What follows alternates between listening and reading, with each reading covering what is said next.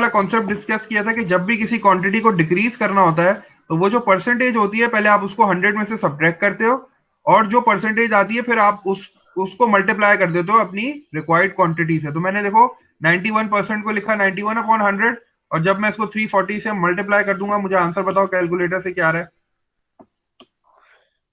309। 309.4। Sir 309 आ रहा है answer.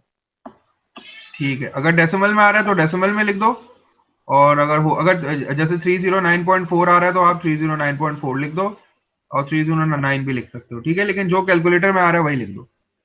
Okay sir. ठीक है, अच्छा अब नेक्स्ट कर लेते हैं जल्दी से। लास्ट में भी देखो डिक्रीज वाला कॉन्सेप्ट है। डिक्रीज का मतलब है मुझे कितनी डिक्रीज करनी है? 17.5। तो 17.5 को पहले 100 में से क्या करूंगा? पहले मुझे इसको 100 में से सब्ट्रैक्ट करना पड़ेगा। तो 100 माइनस 17.5 कितना आ जाएगा? आंसर आएगा यूज करो कैलकुलेटर, मुझे बताओ कितना आंसर आ रहा है? सर 82.5। 82.5 आ रहा है। तो 82.5 जो है 82.5, और वो परसेंट होगी, तो 82.5% आपको निकालनी पड़ेगी। ऑफ का मतलब होता है मल्टीप्लाई, और आपकी जो ओरिजिनल क्वांटिटी है वो कितनी है? 7.45। 7.45 सर, फिर उसको मल्टीप्लाई कर देना है। बिल्कुल, जैसे मैंने ऊपर वाला क्वेश्चन सॉल्व किया बिल्कुल इसी तरह इसको मल्टीप्लाई कर दो। 82.5 का मतलब क्या हो जाएगा? 82.5/100 मल्टीप्लाई बाय 7.45। जल्दी से मुझे बताओ कितना आंसर आ रहा है? सर 6.14। 6.14, ठीक है। हमेशा याद रखना, जब भी डिक्रीज कर रहे होगे तो क्वांटिटी से कम आंसर आएगा, जब भी इंक्रीज कर रहे होगे तो क्वांटिटी से ज्यादा आंसर आएगा। बोलिए। अब इसी सर ये कॉन्सेप्ट को आपने हमें पहला करवाया है, मैंने अभी ज्वाइन किया है ना क्लास। बिल्कुल बिल्कुल अभी स्टार्ट किया हमने। ये लास्ट 2 क्वेश्चंस थे जो हमने बिस्मा लास्ट क्लास में छोड़े थे ना, मैंने कहा था इनको कर लेना, आंसर डिस्कस कर लेंगे। ठीक है सर। ये वही वाले 2 क्वेश्चंस हमने डिस्कस कर लिए हैं कि इसमें हमें डिक्रीज करना था। तो डिक्रीज का मतलब है कि पहले आपको परसेंटेज माइनस करके निकालनी पड़ेगी, और फिर आपको उसको मल्टीप्लाई करना पड़ेगा अपनी क्वांटिटी से। इसी कॉन्सेप्ट को आज हम यूज करके ये वर्ड प्रॉब्लम सॉल्व करेंगे जो आपकी स्क्रीन पे आपको नजर आ रही है। तो आज की जो हमारा टास्क है ना, आज का टास्क है word problems on increasing and decreasing quantity bye given percentage. ठीक है, आज हमें वर्ड प्रॉब्लम्स को देखना है कि किस तरह ये वाला जो इंक्रीज और डिक्रीज वाला कॉन्सेप्ट है, इससे वर्ड प्रॉब्लम्स कैसे सॉल्व होती है। तो तुम लोग क्या करोगे? सबसे पहले इसको कॉपी करोगे, उसके बाद ये हेडिंग यूज करोगे, ठीक है, word problems on increasing decreasing quantity bye given percentage, और 1 2 3 4 करके ये सारे क्वेश्चंस कॉपी करके इनको सॉल्व करोगे। ठीक है, थोड़ा सा टाइम पहले मैं तुम्हें दूंगा, समझाने के बाद फिर तुम लोग सॉल्व करोगे, फिर मैं तुम्हारे साथ सॉल्व करूंगा। ठीक है, पहला क्वेश्चन करते हैं। तो this is the heading, word problems on increasing and decreasing quantity bye given percentage. ये वाला कॉन्सेप्ट यूज कर रहे हैं। क्वेश्चन मैं पढ़ रहा हूं तुम लोग के साथ, फिर मुझे बताना कि क्वेश्चन में करना क्या है। ये लिखा हुआ question, a package holiday is priced eight 660 pound. एक हॉलीडे है जो कि पैकेज हॉलीडे है जिसमें सारी चीजें मौजूद हैं, और वो जो टोटल हॉलीडे का जो कॉस्ट है वो आ रहा है 660 pound. Julia gets a 10% discount for booking before the end of January. End of January से पहले अगर आप उसकी बुकिंग करोगे तो आपको 10% डिस्काउंट मिलेगा। आपको ये बताना है कि हाउ मच डज जूलिया पे, जूलिया ने कितने पैसे दिए होंगे डिस्काउंट के बाद। क्या किसी को डिस्काउंट का कॉन्सेप्ट है? डिस्काउंट क्या चीज होती है, कोई बता सकता है मुझे? जिसमें सर वैल्यू उस क्वांटिटी में से माइनस कर देना। जबरदस्त जबरदस्त, क्योंकि उस डिस्काउंट का क्वांटिटी में से मतलब माइनस करना जितने परसेंट आपको दिए हैं डिस्काउंट के तौर पे। जैसे सर वेरी 50% होता है। फिर तो हो गया, क्वेश्चन ही सॉल्व हो गया। डिस्काउंट का मतलब है कि आपको डिक्रीज करनी है, क्योंकि डिस्काउंट जब आपको मिलता है तो आप कभी भी ओरिजिनल पैसे नहीं देते, आप हमेशा कम पैसे देते हो, क्योंकि उसने आपको डिस्काउंट दिया है। तो सबसे पहले डिस्काउंट को, इसका मतलब है कि यहाँ डिक्रीज वाला कॉन्सेप्ट यूज होगा। तो डिस्काउंट है 10%, तो 10% का मतलब है कि पहले मैं इसको 100 में से क्या करूंगा? माइनस सब्ट्रैक्ट करेंगे। करूंगा। तो तुम लोग को क्वेश्चन भी लिखना है, तुम लोग को पूरा क्वेश्चन भी लिखना है, और उसके बाद फिर इसको सॉल्व भी करना है। तो जल्दी से स्टार्ट कर दो। ये हमारा क्वेश्चन नंबर 1 है, समझो ये हमारा क्वेश्चन नंबर 1 है। तो माइनस करूंगा तो 90% आ जाएगा, और फिर मुझे 90% को किससे मल्टीप्लाई करना पड़ेगा, 660 से। जो ओरिजिनल वैल्यू है। चलो जल्दी से करके आंसर बताओ क्या आ रहा है। सर कॉपी में करना है ना? बिल्कुल, ये कॉपी में स्टार्ट कर दो, हेडिंग तुम्हें मैंने बता दी है, और ये कॉपी में स्टार्ट करो। ये हमारा क्वेश्चन नंबर 1 है, वर्ड प्रॉब्लम नंबर 1। सर आप हमें क्या कहते हैं वो सर,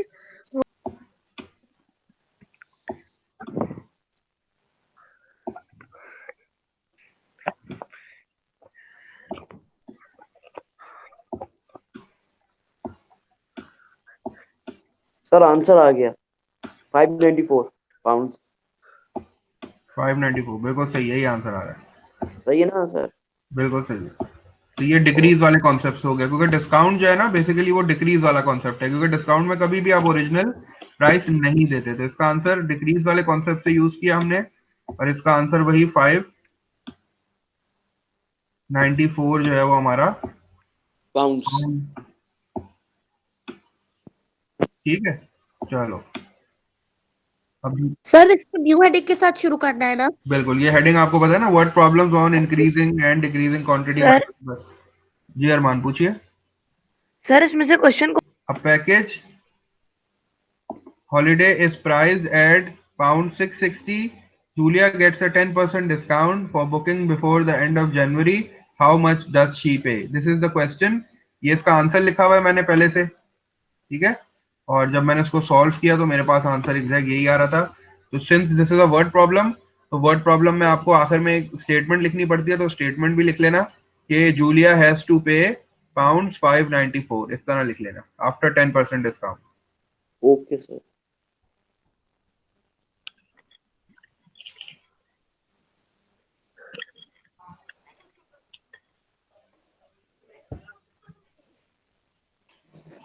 सर हमने अगला क्वेश्चन कौन सा करना है?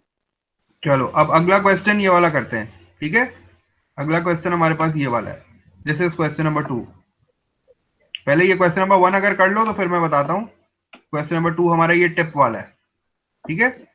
Kim has a dinner at a cafe and the cost of her meal is $45.00. Because of the service, she wants to leave a 15% tip.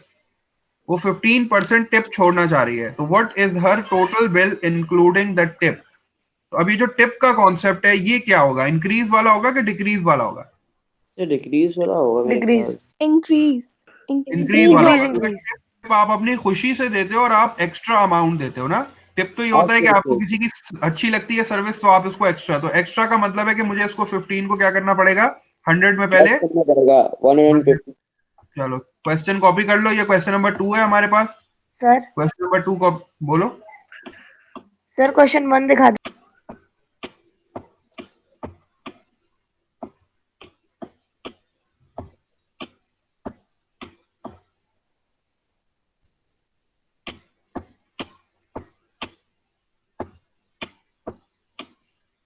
Sir question 2 दिखा दें। क्वेश्चन नंबर 2 दिखा देता हूँ। अरमान ने क्वेश्चन कॉपी कर लिया? एक मिनट सर, सर अब हटा दें।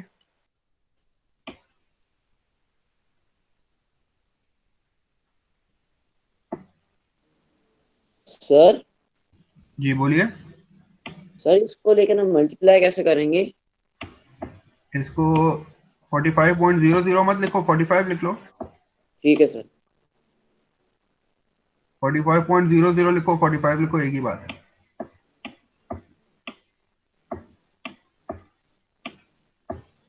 सर 51.75 आंसर आ रहा है। 51.75 आंसर आ रहा है, उसको स्टेटमेंट की फॉर्म में लिख दो। Her total bill is 51.75 including the tip, लिख दो इस तरह। Including the tip. Including a 15% tip. Okay sir. Classroom पे शेयर करूंगा तो तुम वहां अपलोड करना। यही काम करना है ना अपलोड? हाँ बिल्कुल यही काम करना। अच्छा ठीक है सर।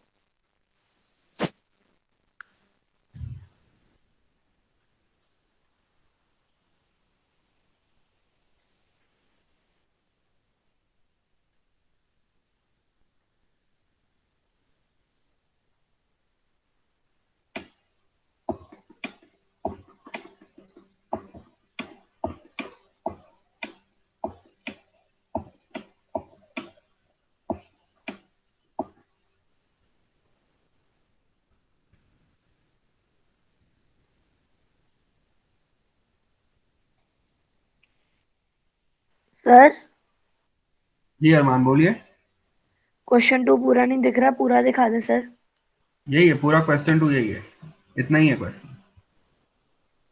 सर ये जो नीचे वाला, इसके क्वेश्चन 2 के नीचे वाला, ये छोटे वाला बना है ना 1, ये मैंने सॉल्व कर लिया, इसका आंसर भी 364 आ रहा है।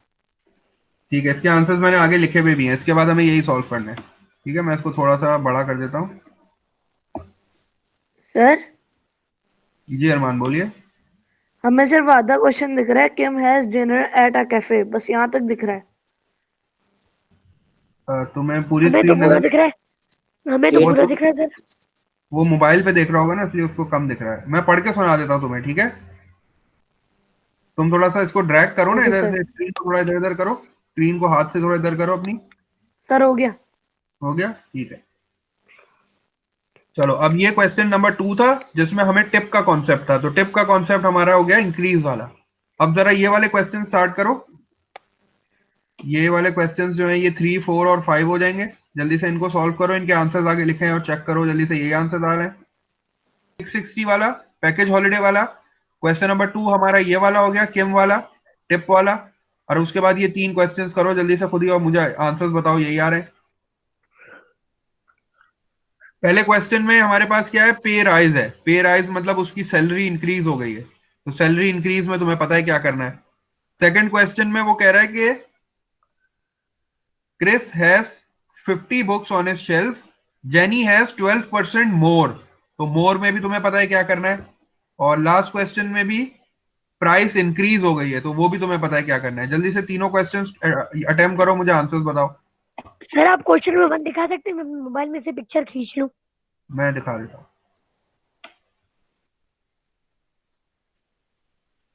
बस 1 मिनट सर, मैं पिक्चर खींच लूं। ठीक है सर, हो गया, आप कर सकते सर ये क्वेश्चन नंबर ये 3 है, लास्ट के अंदर ट्रेन टिकट वाला, उसके अंदर ये जो वैल्यू इंक्रीज करनी है परसेंट में, तो ये 100 मतलब 2 होगा, या फिर इसके आगे भी कुछ लिखा हुआ है, मुझे समझ नहीं आ रहा, तो उसको मैं टू किस एंड तरह हाफ है, 2.5% लिखा है ना, तो 2.5 को तुम डेसिमल में कन्वर्ट कर लो। 2.5% का मतलब हो जाएगा 2.5। 2.5? 2.5। Okay sir.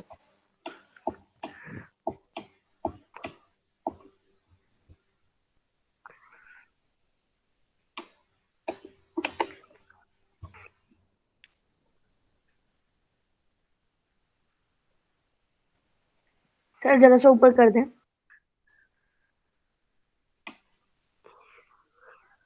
Todd is paid 350 per week. He gets a rise of 4%. What is the new pay? तो new pay 364 आ रही है। इसको सॉल्व करने के लिए आपको, since this is the pay rise, तो पे राइज का मतलब है इसको 100 में ऐड करना पड़ेगा। जब आप इसको 100 में ऐड करोगे तो दिस विल बी 104%। तो 104% को फ्रैक्शन में मैं लिखूंगा 104 upon 100, and then you just have to multiply it with 350 to get your required answer. ऐसी किया है।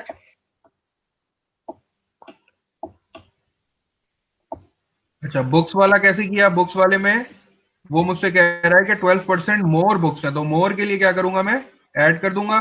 जब मैं इसको ऐड करूंगा तो ये 112%। सर मेरा 112 हो जाएगा, 112 अपॉन 100 हो जाएगा, और फिर आप 112 अपॉन 100 को जब मल्टीप्लाई करोगे तो जब 50 के साथ, तो you will get your answer, और आपका आंसर आ जाएगा 56। सर ये लास्ट वाले का जो है ना, मेरा 1.2 आ रहा है आंसर। 1.2 जी लास्ट पता वाले में नहीं। देखो, हमें उसने कहा है कि ट्रेन का टिकट इंक्रीज हो गया है ना, तो इंक्रीज का मतलब है मुझे ऐड करना पड़ेगा, तो ये 102 हो जाएगा। जब मैं इसको 100 में 2.5 को ऐड करूंगा तो दिस विल बिकम 102.5। ठीक है, फिर सर उसको माइनस करेंगे। सर आपको वहां दिखाया। सॉरी, तो 102.5% का मतलब हो गया 102.5 upon 100, and then we have to multiply it with 48। जब आप इसको 48 से मल्टीप्लाई, 49.20। ठीक है, हमेशा याद रखना जब भी इंक्रीज होगा तो क्वांटिटी हमेशा ज्यादा आएगी। अभी 48 है ना, तो आंसर अब 48 से बड़ा आएगा। तो ये 3 जी क्वेश्चन से आसान से, तीनों क्वेश्चन हो गए सबके, तो अब जी तक सर, हमने हो 5 गया। क्वेश्चन कर लिए। एक मिनट सर, अभी नहीं हुए। कर लो आराम से कर लो। अब तक हमने 5 क्वेश्चंस कर लिए हैं, ठीक है। तो 5 क्वेश्चंस वही इंक्रीज और डिक्रीज वाले कॉन्सेप्ट के थे, लेकिन वर्डिंग डिफरेंट थी। कहीं उसने टिप का वर्ड यूज किया, कहीं उसने पे राइज का वर्ड यूज किया, कहीं उसने मोर का वर्ड यूज किया, कहीं उसने डिस्काउंट का वर्ड यूज किया। अब मैं तुम लोग को सर ये एक जो वीडियो, बोलो। सर ये मैं आपसे बात करी, ये टॉट लिखा हुआ है ना, ये जो क्वेश्चन नंबर ये 3 है, ये 4 3 है, 3। 3 हाँ हाँ 3 में सर ये 104 कैसे आया? देखो ये पे 4% इंक्रीज हो रही है ना, आपकी पे जो सैलरी है वो 4% बढ़ रही है ना, तो आपने 100 में 4 को ऐड करना है। अच्छा समझ रहे हो? जब 104 हो गया फिर। तो 100 में जब आप 4 को ऐड करोगे तो ये 104 हो जाएगा। यहाँ फिर उसको 100 12% से मोर, हाँ फिर 12% उसको मोर है ना, 112 तो 112 हो गया। इधर हम्म 2.5% मोर है, इंक्रीज हुआ है, तो 2.5 में ऐड कर दिया 100 को, तो 102.5 आ गया। सही है। चलो सर अब मैं क्वेश्चन तुम नंबर लोग 2 दिखा दे। क्वेश्चन नंबर 2 दिखा दूं। हम्म ये लो, क्वेश्चन नंबर 2 भी आ गया। सर एक मिनट चलो अब मैं एक वीडियो का लिंक शेयर कर रहा हूँ, ठीक है। उस वीडियो में 3 क्वेश्चंस है, थोड़ा सा वो इसी तरह के हैं लेकिन वहां वर्ड्स डिफरेंट है, ठीक है। तो वो वीडियो को देखो, उसमें तीनों क्वेश्चंस को कॉपी करना है, बिल्कुल कॉपी में, वो मैंने एक्सप्लेन किया है उस वीडियो में। तो उस वीडियो को देख के वो तीनों क्वेश्चंस कॉपी में करो, फिर हमारे पास 3 क्वेश्चंस और हैं, फिर हम क्लास फिनिश करेंगे। बस एक मिनट। सर ये आपकी वीडियो है ना, मैथ्स गुरु? हाँ ये मेरी वीडियो। सर आपसे एक बात हाँ, पूछनी मैं भी थी। ये वाला करके। जी बिस्मा पूछिए। आपने जो टॉड वाला क्वेश्चन लिखा है उसमें हमने लिखा है what is his new weekly पे। उसके बाद हमने 364 किस चीज का लिखा है जब आपने उसकी पर वीक की पे ऊपर लिखी है तो? ये 364 आंसर है। ओके। अच्छा 364 आंसर है। मैं भी फिर मुझे भी से 10 था, पर बता।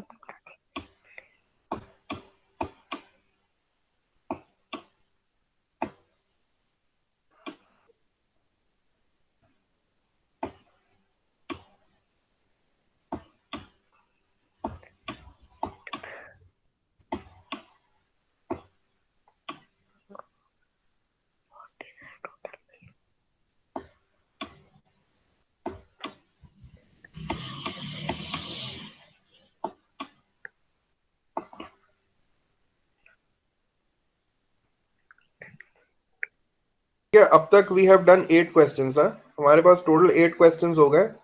और 8 क्वेश्चंस में हमने ये देख लिया कि टेक्स, अगर टेक्स का कोई वर्ड आए तो हमें क्या करना चाहिए। टेक्स जो है वो एडिशनल होता है, ठीक है ना। आपने ये देख लिया कि टेक्स जो है वो हमारे पास एक एडिशनल चीज है, क्योंकि टैक्स का अगर कॉन्सेप्ट देखा जाए तो टैक्स एक ऐसी चीज होती है, जैसे फॉर एग्जांपल अगर आपके पास कोई चीज 10 रुपए की है और उस पर 2 रुपए टैक्स लगता है, तो यू हैव टू पे 12 रुपीज, ठीक है। आप 10 रुपीज नहीं पे करते, आपको 12 रुपीज पे करने पड़ते हैं। तो ये टैक्स का कॉन्सेप्ट है, क्योंकि tax is the additional money, ठीक है। तो 8 क्वेश्चंस के बाद this is our question number 9।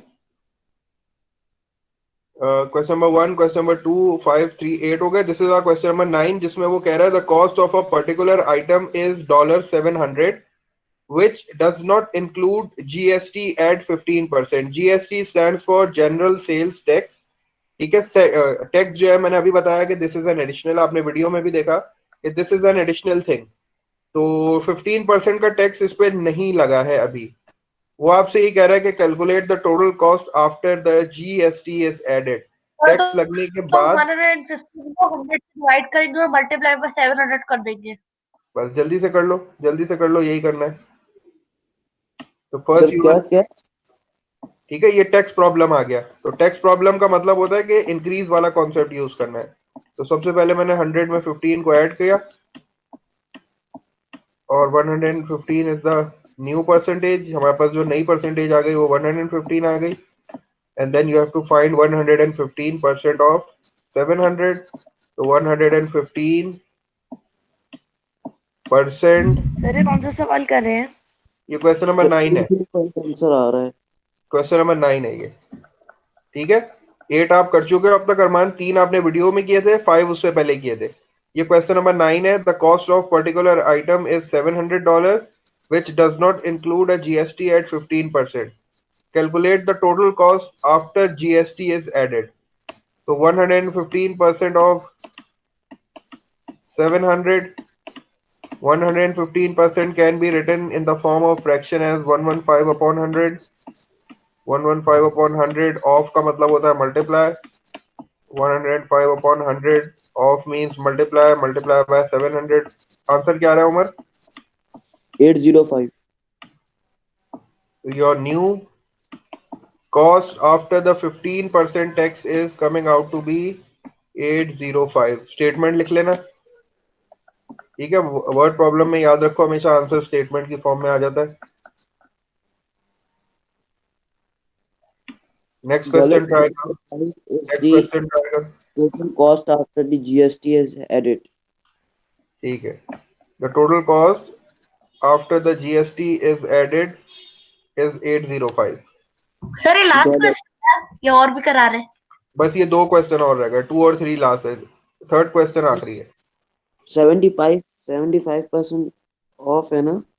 75% का डिस्काउंट है. 75% ऑफ है. तो डिस्काउंट वाला प्रॉब्लम है. डिस्काउंट में तुम्हें पता है क्या कॉन्सेप्ट यूज होता है. जल्दी से इसको भी कर लो.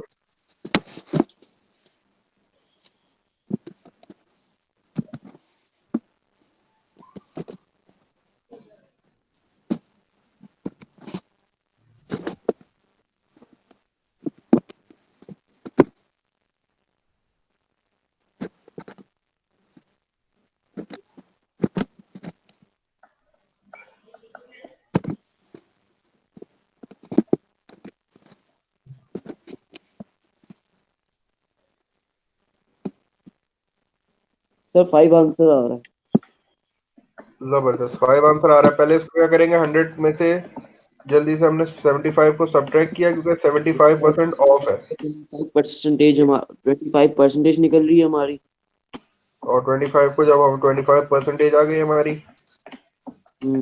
और फिर 25% को हमने 20 से मल्टीप्लाई कर दिया.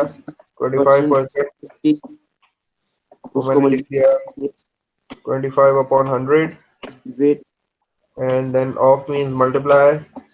of multiply 20 is equals to $5 is the sale price. The new sale price, yeah, the selling price is $5.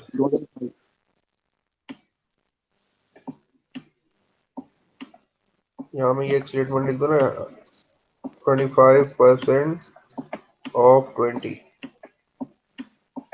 ये तो आसान क्वेश्चन थे. लास्ट क्वेश्चन में थोड़ा सा समझना है क्योंकि ये थोड़ा सा वो डिफिकल्ट क्वेश्चन है. तो अगर ये दोनों क्वेश्चन हो उसके बाद मैं लास्ट क्वेश्चन स्टार्ट करता हूँ.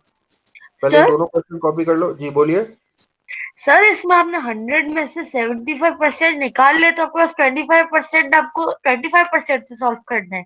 बिल्कुल 25 क्योंकि ये डिस्काउंट वाला प्रॉब्लम हो गया ना. 75% ऑफ का मतलब है कि आपको 75% डिस्काउंट मिल रहा है. आपको 100 में से 75% निकाल लेना है.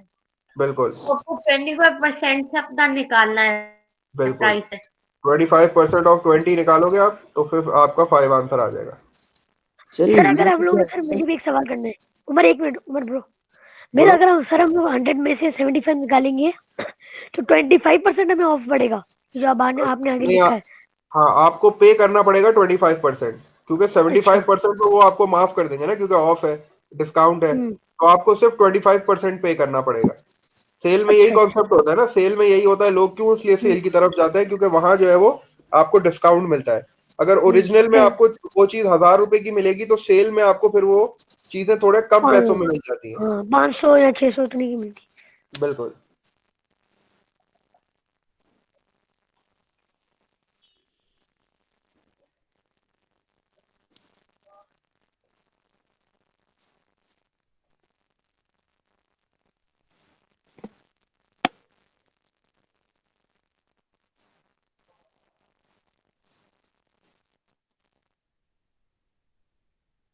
चलो थोड़ा सा मैं नीचे कर रहा हूँ. लास्ट क्वेश्चन को तुम लोग पढ़ो और फिर मुझे बताओ कि ये लास्ट क्वेश्चन जो है ये मैं किस तरह सॉल्व करूँ. थोड़ा सा इस पे वो ब्रेनस्टॉर्मिंग करो.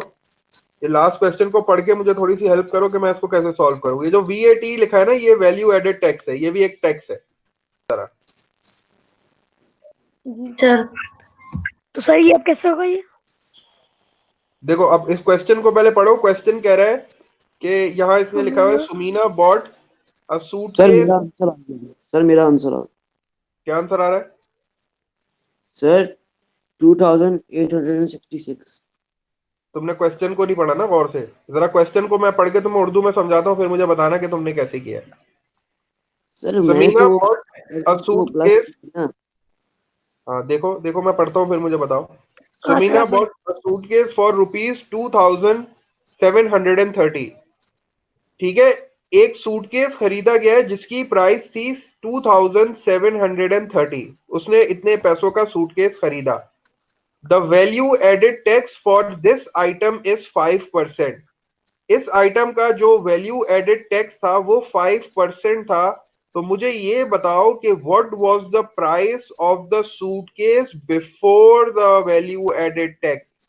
मतलब आपको 2730 में वैल्यू एडेड टैक्स ऐड हुआ है, अब हमें वैल्यू एडेड बिल्कुल टैक्स पहले की प्राइस चाहिए।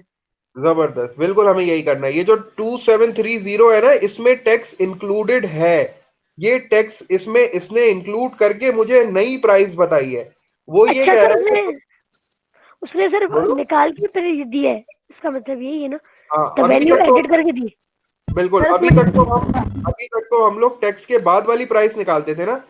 अभी तक हमने जितने क्वेश्चंस किए हैं वो यही होता था कि टैक्स के बाद वाली प्राइस निकालो, डिस्काउंट के बाद वाली प्राइस निकालो, इंक्रीज अमाउंट निकालो कि बढ़ने के बाद कितना आएगा, कम होने के बाद। अब यहाँ उसने थोड़ी सी क्वेश्चन की लैंग्वेज चेंज कर दी, तो थोड़ा सा यहाँ हमारा मेथड भी जो है ना डिफरेंट हो जाएगा।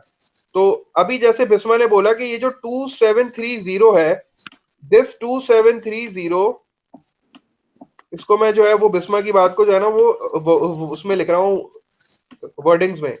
2730 इज, अब इस पे टैक्स लग गया है, इस पे टैक्स लग गया है, तो इसका मतलब है कि टैक्स लगने के बाद मेरी परसेंटेज क्या हो जाती है? जब टैक्स लगता है 105 तो परसेंटेज ऐड हो जाती है। तो मेरी जो नई परसेंटेज आ गई वो कितनी आ गई? 105। 115। तो सर मैंने भी यही परसेंटेज निकाली है। अभी देखो मैं करता हूँ, मैं तुम्हें दिखाता हूँ। तुमने आगे जो उम्र करा कुछ ट्विस्ट होगा। डाल देते हैं परसेंटेज। जी बोलो, क्या कह रही हो बिस्मा? इसमें से 5% निकाल देते हैं, वैल्यू एडेड टैक्स तो आ जाएगा क्या? बिल्कुल उस तरह भी हो जाएगा, लेकिन देखो मैं कैसे करा रहा हूँ, आप उस तरह भी कर लो, लेकिन उसमें थोड़ी सी गलती हो सकती है, इसलिए मैं इसको इस मेथड से करा रहा हूँ। ठीक है, जैसे कि हमें पता है कि ये जो 2730 है इसमें वैल्यू एडेड टैक्स एडेड है ना, तो मैं इसको इस तरह लिख रहा हूँ 2730 इज 105% ऑफ प्राइस। ये जो मैंने स्टेटमेंट लिखी है, ये बात समझ में आई है तुम लोगों को? ये जो स्टेटमेंट मैंने अभी बोर्ड पे तुम लोग के सामने लिखी है, ये बात तुम लोग को समझ में आती है? तुम लोगों ने परसेंटेज बिल्कुल सही निकाली, क्योंकि टैक्स है ना, तो टैक्स के बाद तो हमारी परसेंटेज बढ़ जाएगी, तो हमने 5 को 100 में ऐड कर दिया। तो इन क्वेश्चंस को ना, इन क्वेश्चन को करने का तरीका इसी तरह होता है। पहले स्टेटमेंट लिख लो कि 2730 इज 105% ऑफ प्राइस। वो जो ओरिजिनल प्राइस है उसका 105% है ना, ऐसे ही है ना। सर ऐसी है। और मुझे प्राइस निकालनी है ना, तो मैं क्या करूंगा, इसको इस तरह लिख दूंगा 2730।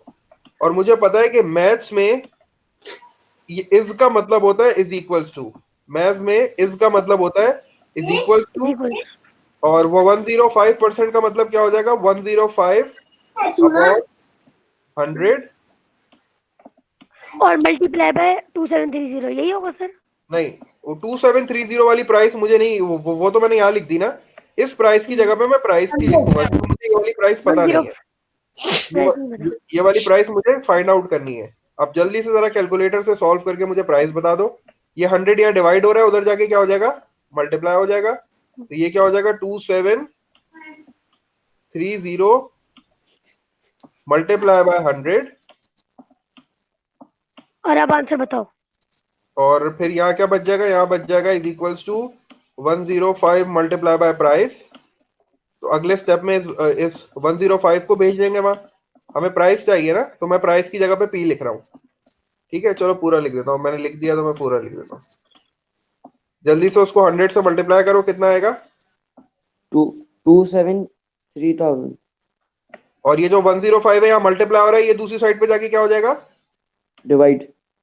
तो तो ये कितना हो Divide. जाएगा 2730 multiply by 100 and then divided by 105। अब कैलकुलेटर से कैलकुलेट करके मुझे जरा नई प्राइस वो बता दो कि प्राइस कितनी थी। सर आपने तीसरा स्टेप कैसे किया? दोबारा बोलो। तीसरा स्टेप आपने कैसे किया? वो 2730 multiply by 100 is equal to 105 multiply by price. ठीक है, ये 100 डिवाइड हो रहा है ना इधर इसमें, ये 100 इधर डिवाइड हो रहा है, जब इक्वल्स टू के दूसरी साइड पे जाएगा तो क्या हो जाएगा, डिवाइड हो जाएगा। मल्टीप्लाई हो जाएगा।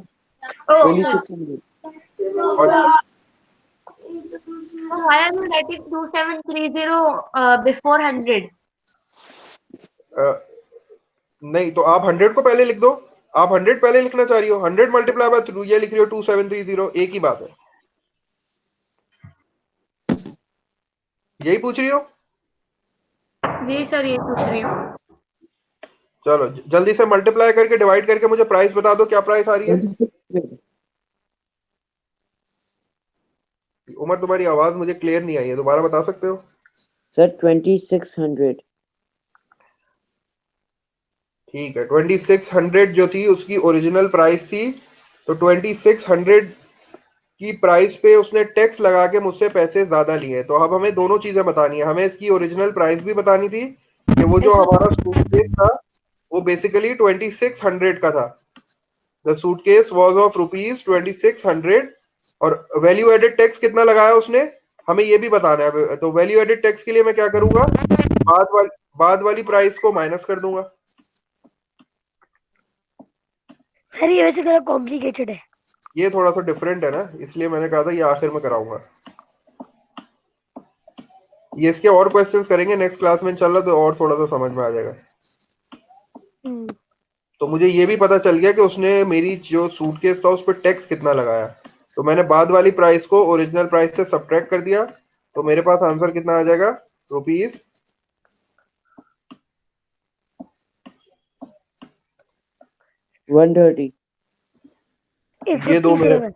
ये दो मेरे आंसर्स हो गए। ठीक है, तो इसीलिए थोड़ा सा क्वेश्चन को गौर से पढ़ा तो मुझे आइडिया हो गया कि ये जो प्राइस थी ये तो टैक्स लगने के बाद वाली प्राइस उसने मुझे बताई है।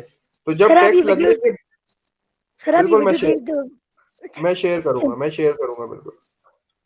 ठीक है, तो दोबारा एक बार इस क्वेश्चन को एक्सप्लेन करते हैं, फिर क्लास को ओवर करते हैं। लास्ट क्वेश्चन में the thing which was change is that ये जो प्राइस हमें दे रहा था ना, ये टैक्स के बाद की प्राइस दे रहा था। इससे पहले हमने जितने क्वेश्चंस किए थे ना उसमें वो हमें हमेशा टैक्स लगने के बाद की प्राइस निकालने के लिए बोलता था, तो हम सिंपल उसको ऐड करके मल्टीप्लाई कर देते थे। लेकिन इस बार इसने मुझे टैक्स लगने के बाद की प्राइस देके मुझसे पहले की प्राइस पूछ रहा है। ठीक है, तो ये सूटकेस था जो कि 2730 का था, इस पे 5% टैक्स लगा हुआ था पहले से। ठीक है, तो मुझसे उसने कहा कि ये बताओ कि टैक्स लगने से पहले की जो प्राइस थी वो क्या थी इसकी। तो फिर मैंने इस तरह के क्वेश्चन को सॉल्व करने का तरीका, सर अजान हो रही, 5% ऑफ द प्राइस, क्योंकि इस पे टैक्स लगा हुआ है इसीलिए मैंने 105% लिखा। And then I converted this expression into maths. Maths में इज का मतलब होता है इज इक्वल्स टू, परसेंट का मतलब अपॉन 100 और ऑफ का मतलब मल्टीप्लाई। ये 100 यहाँ डिवाइड हो रहा है, उधर जाके मल्टीप्लाई हो जाएगा, तो मैंने इसको मल्टीप्लाई किया। ये यहाँ मल्टीप्लाई हो रहा है, उधर जाके डिवाइड हो जाएगा।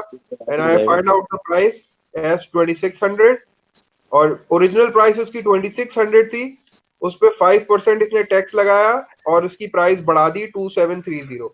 तो सिंस उसने मुझे ये भी बोला था कि वैल्यू एडेड टैक्स भी निकालो कितना लगाया उसने, तो मैंने दोनों प्राइस को सब्ट्रैक्ट करके अपना वैल्यू एडेड टैक्स भी निकाल लिया, which is coming out to be 130 rupees. थोड़ा सा डिफिकल्ट क्वेश्चन था ये आखिरी वाला, थोड़ा सा चेंज क्वेश्चन था, और हमें अगर क्वेश्चन गौर से हम नहीं पढ़ते तो हमें नहीं पता चलता कि क्या हुआ इसमें।